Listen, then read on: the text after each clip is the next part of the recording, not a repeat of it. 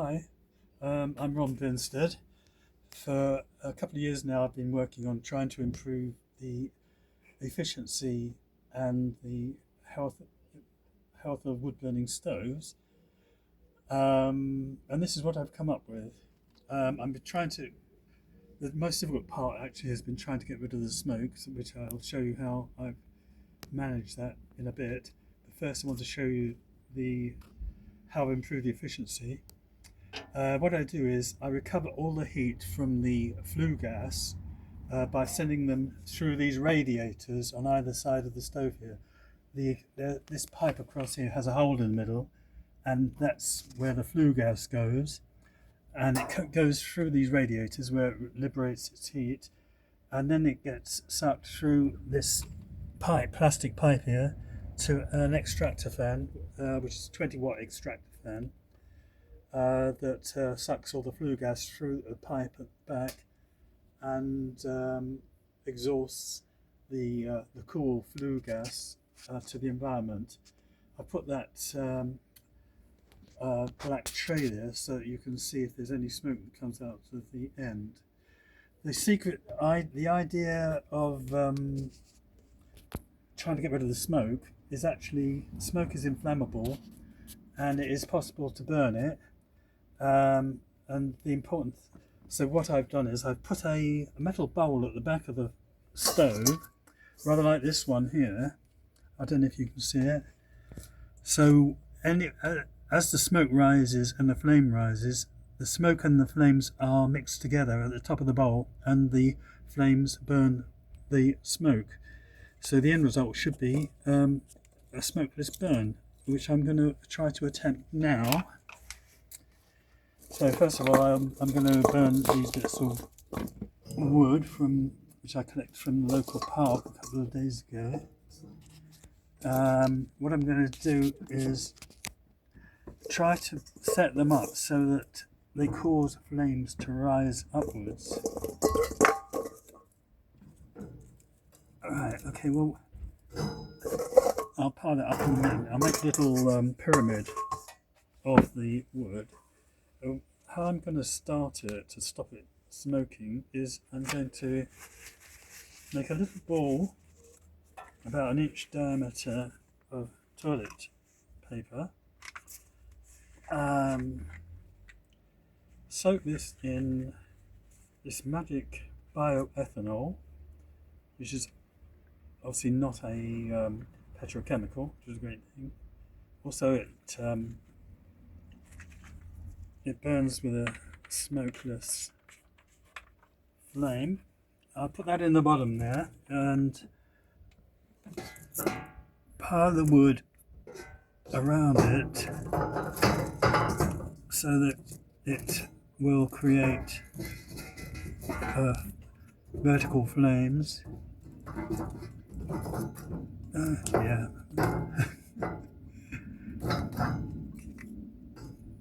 That should do it. Just for good measure, to stop any smoke right at the very beginning, I'll put half a capful of bioethanol over the top.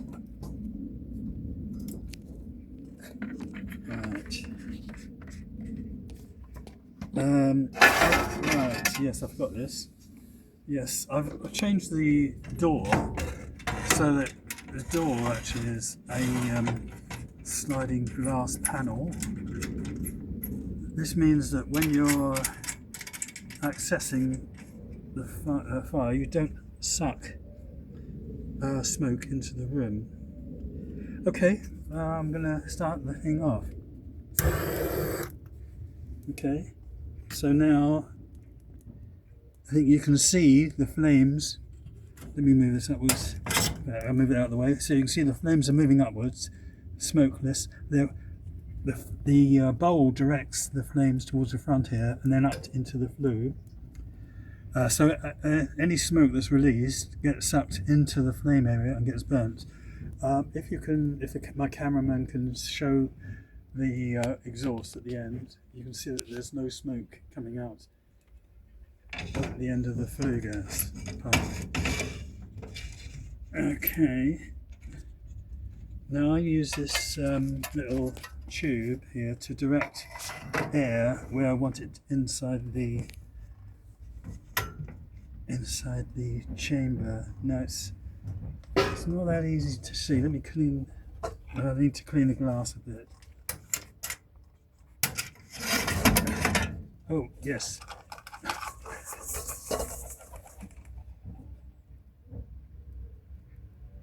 Yes, I forgot to turn the fan on. Good job my camera reminded me of this. So I set this on 4, which as it's 4 out of 10 for 20 watts, it's 10. So that's 8 watts of electricity I'm using here. Oh yeah, that explains why it was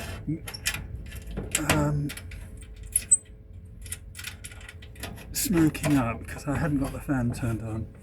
Anyway, I have now. Hopefully you can see inside the thing.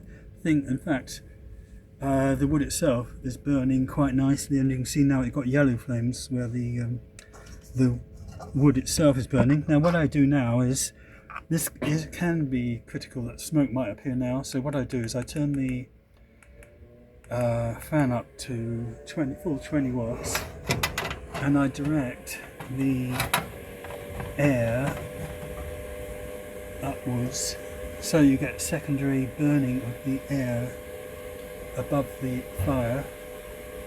I don't know if you look at the exhaust, you see there's still no smoke. In fact, I'll redirect this a bit more to get the fire burning pretty hot.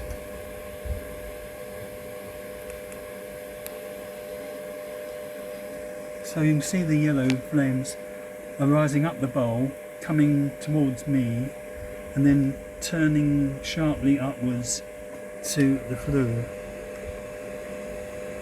And again, you can see there's no smoke out of the exhaust. So what I'll do now, let me see. I'll leave it like that for a bit, and we'll take a short break and then come back after a pause. Okay, now we're getting a little bit of smoke now as the fire is dying down. So what I'm going to do is I'm going to push the fire towards the back of the bowl.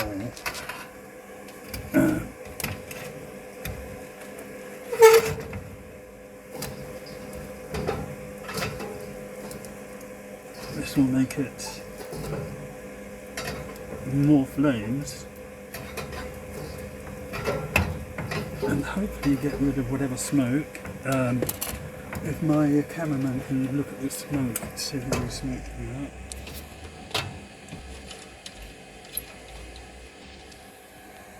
Okay, I'm going to turn this down now I turned the fan up to 20 watts while I was opening the door, stopping the smoke getting into the room. But now I'm going to turn to the fan to about 12 watts. While if your cameraman shows the fire is burning pretty vigorously at the back of in the bowl, and the flames are rising up, burning the smoke. Again, if the cameraman can show there's a little bit, a huge amount of smoke coming out of the exhaust.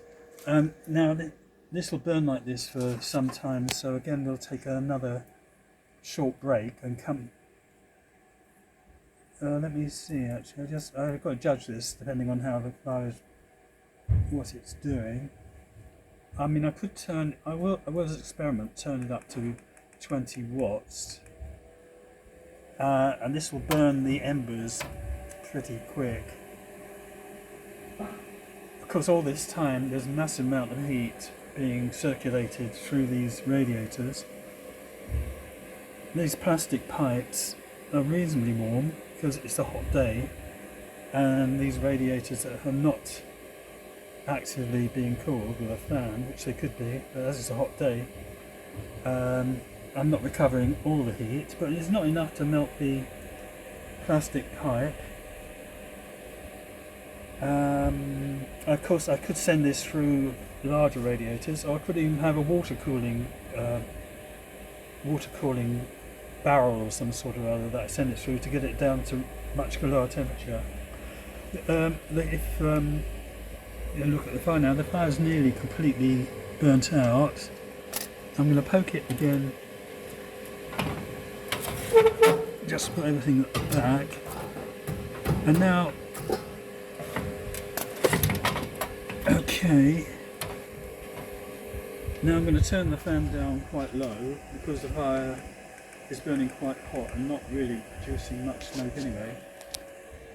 And this phase basically is like a dying phase of the fire, but because I'm sucking air through the fire, I'll be able to extract all the heat from the remaining embers, and this will give me heat for the next 15 minutes, possibly. Quite usable heat.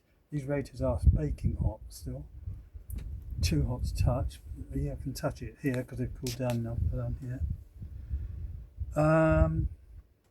Basically, I'll set this on 2 watts. So I can leave it on 2 watts now for the next 20 minutes and extract the last remnants of the heat from the fire. And my cameraman can show you there's still no flue gas. Yeah, so I think maybe that's the end of the demonstration. So thank you for watching, and do subscribe. Thank you. It's Ron Binstead. Goodbye.